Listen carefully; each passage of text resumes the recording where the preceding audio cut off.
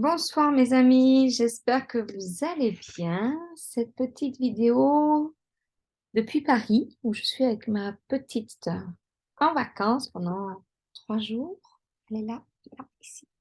Coucou. Ce soir, je voulais vous faire un petit retour d'expérience de ma semaine, et notamment sur une thématique à laquelle je me suis frottée pendant ces 3 derniers jours, c'est celle de l'exigence. Je me suis frottée à l'exigence sous toutes ses coutures. Et ce que j'ai appris, en tout cas ce que j'ai vraiment pris conscience depuis ces 3 derniers jours, c'est qu'il pouvait y avoir plusieurs niveaux d'exigence et donc plusieurs niveaux d'apprentissage avec plusieurs manières de vivre et de ressentir cette exigence. Ce que je voulais vous dire par là, c'est que la première exigence que j'ai vraiment, vraiment ressentie, je l'ai ressentie il y a déjà plusieurs semaines, parce que je me suis infligé un tel niveau d'exigence sur mes programmes, ce que j'allais livrer, que ça m'a mis une pression de fou. Et en fait, je me suis mise une pression par rapport à la perfection de ce que j'allais pouvoir apporter à mes clients. Parce que, en fait, ce stress que je me suis infligé, que je me suis obligée de vivre, c'était pas dans la bonne fréquence énergétique, c'était pas vraiment dans la bonne vibration. Parce que j'ai mis mon niveau d'exigence sur des attentes extérieures, c'est-à-dire sur les attentes de mes clients par rapport à un contexte particulier, un contexte difficile, un climat social dans lequel ils vivaient qui était assez compliqué pour eux et où ils avaient besoin de travailler le, les bases du manager, vraiment la posture managériale et tous les rôles que ça pouvait impliquer derrière avec toutes les conséquences si on ne prenait pas nos responsabilités de ce que ça impliquait.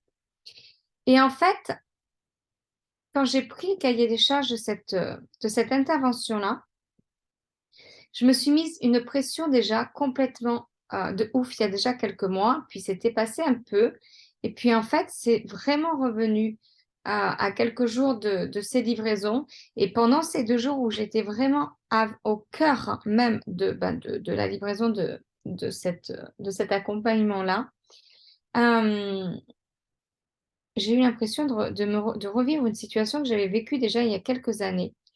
Vraiment où j'étais vraiment sur cette perfection-là, cette exigence, mais vraiment très accrue.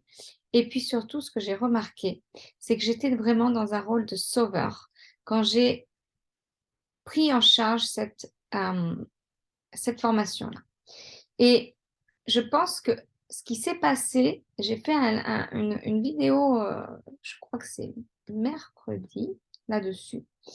J'ai vraiment eu un lâcher-prise parce que j'ai fait un retour d'expérience sur l'exigence. Parce que tel que je la vivais, c'était vraiment pas agréable.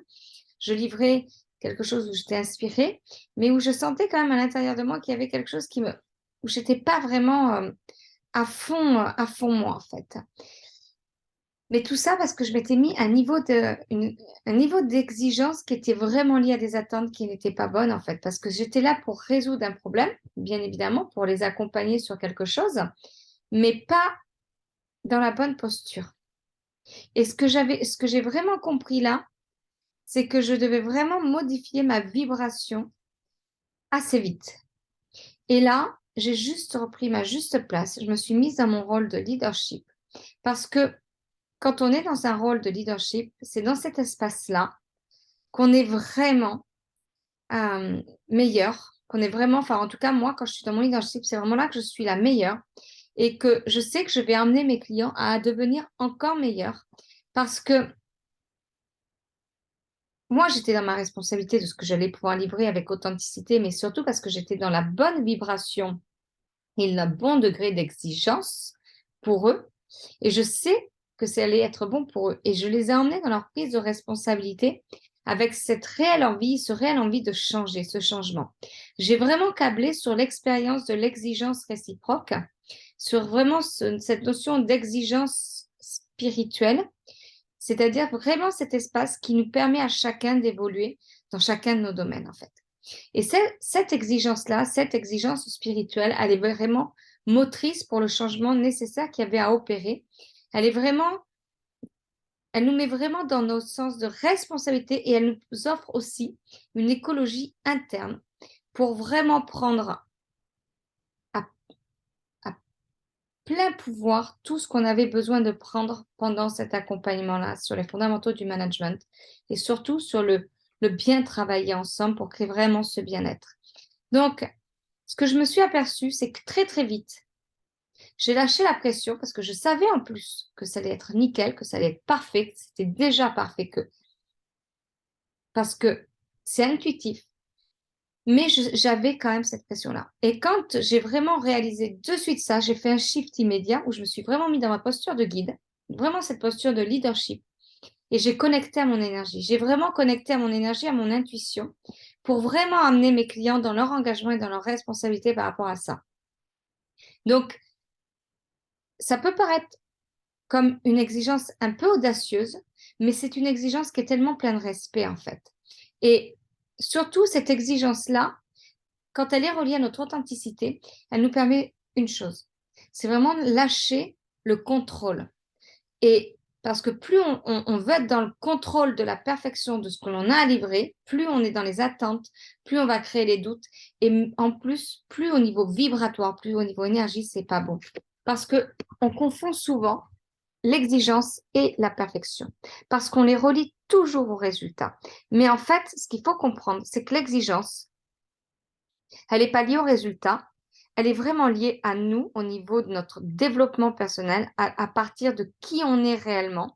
Parce que quand on livre quelque chose à partir de qui on est réellement, ben, tout ce qu'on va transmettre, tout ce qu'on va apporter, toutes ces prises de conscience dans lesquelles on va emmener nos clients, ça va juste être une vraie connexion à notre identité profonde, mais au travers de ça, les personnes vont vraiment se connecter aussi à eux et prendre ce qu'il y a à prendre de manière beaucoup plus puissante et plus libérée.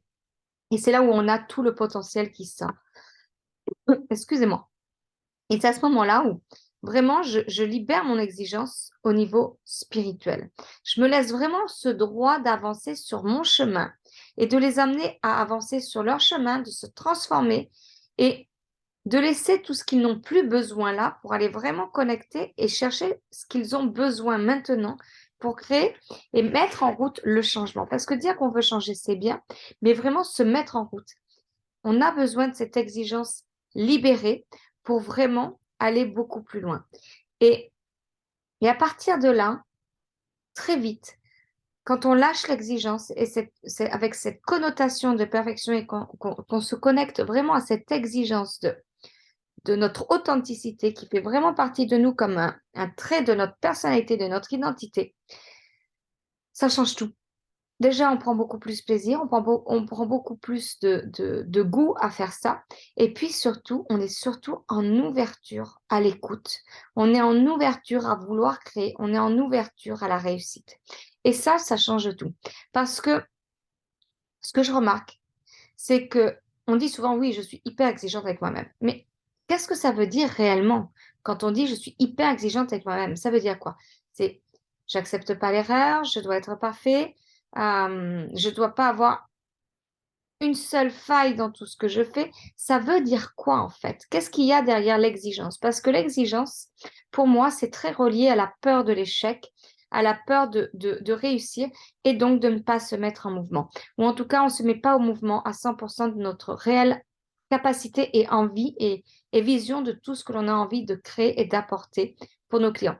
Et si on veut vraiment aider nos clients par rapport à ça, je pense que il faut vraiment donner un sens nouveau au mot exigence si c'est quelque chose où vous sentez que ça résiste en vous. Voilà ce que je voulais partager avec vous. Je ne sais pas si ça fait sens, mais si ça fait sens, n'hésitez pas à mettre un commentaire. Déjà, mettez-moi un hashtag là, replay quand vous regardez cette vidéo. Et n'hésitez pas à commenter ce que vous voulez commenter là-dessus et surtout ce que ça vous inspire en fait, ce niveau d'exigence et en quoi vous vous sentez exigence. Et allez voir les espaces où vous devez libérer pour vivre votre exigence vraiment comme un trait de votre personnalité qui est vraiment là pour être la personne la plus authentique avec son client pour vraiment l'accompagner à être à être pleinement décidée à changer et à s'exiger elle-même de devenir cette personne qui va atteindre son résultat.